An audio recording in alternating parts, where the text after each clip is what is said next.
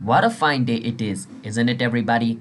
To watch a tutorial video And in today's video, I will be showing you guys how you guys can log in into a Bank of New York Mellon's online banking account. Now it's pretty simple, so follow the step which I'm going to be showing you. And before that, if you guys are new to our channel app tutorial, then don't forget to hit the like and subscribe to our YouTube channel with notification on. And let's move forward now, shall we? First step, you want to search for Bank of New York Mellon login. After you do that, click on versus next and login over here. Once you do that, it will take you to its login page.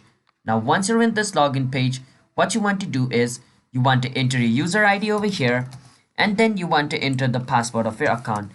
And after you do that, just click on login and you should be able to log in into your Bank of New York Mellon's online banking account. It's that simple. So if you guys found our video helpful, then don't forget to hit the like and subscribe to our YouTube channel everybody, and I will see you guys on my next video. Bye bye until then.